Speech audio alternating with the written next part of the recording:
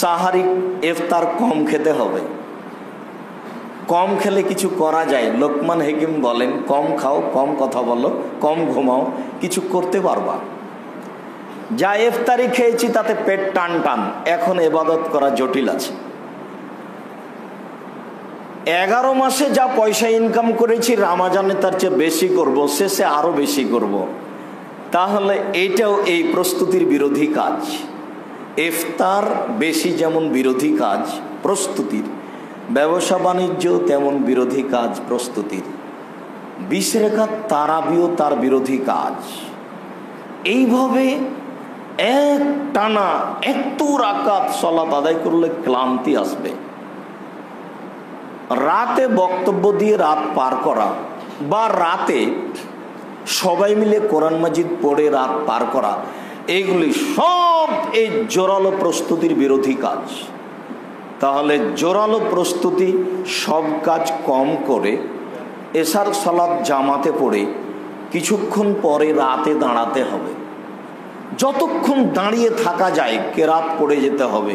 কিছুই না পারলে শত লক্ষবার সূরা ইখলাস, দীর্ঘ সময় রুকু, দীর্ঘ সময় সিজদা, এরপরে 1 রাকাত আর 1 রাকাত, এ হলো 2 রাকাত, তারপরে 2 রাকাত, এ হলো 4 রাকাত।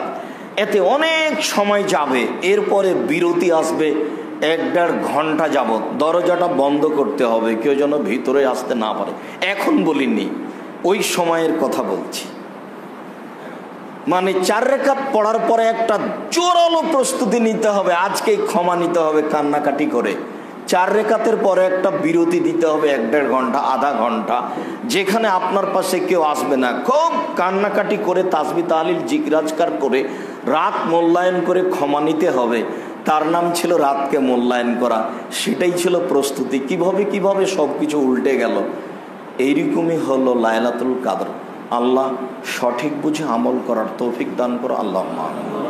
আয়েশা রাদিয়াল্লাহু তাআলা আনহা বলেন, আল্লাহর নবী, আর আইতা ইন আলিমতু আইয়ু লাইলাতিন লাইলাতুল কদরে। আচ্ছা, আপনি কি মনে করেন আল্লাহর নবী, আমি আয়েশা যদি বুঝতে পারি কোনটা লাইলাতুল কদর, তাহলে আমি কি করব? মা কুলু ফিয়া, আমি কি বলবো তাতে? তখন আল্লাহ রাসূল বলছেন, কুলি, তুমি বলবে, আল্লাহুম্মা ইন্নাকা আফুবুন তুহিব্বুল আফওয়া ফাফু আন্নি। আল্লাহ, তুমি ক্ষমাশীল, ক্ষমাকে ভালোবাসো, আমাকে ক্ষমা করো। তুমি ক্ষমাশীল, এই তো এক কথা। তুমি ক্ষমাকে ভালোবাসো, এই তো আর এক কথা। তাহলে আমাকে ক্ষমা করো, যা তুমি ভালোবাসো সেটাই করো, আমিও বলছি তাই। তাহলে এই কথা কতবার বলতে হবে তার হিসেব আছে। তাকে এইভাবে বক্তব্য দিয়ে কোরআন মাজিদ পড়ে গল্প করে জিলাপিকে রাত কাটালো, তার নাম নাকি রাত্রি জাগা। সবাই যদি প্রতারণায় পড়ে সঠিক বুঝবে কে? আল্লাহ তুমি সঠিকটা বোঝার তৌফিক দান করো, আল্লাহ।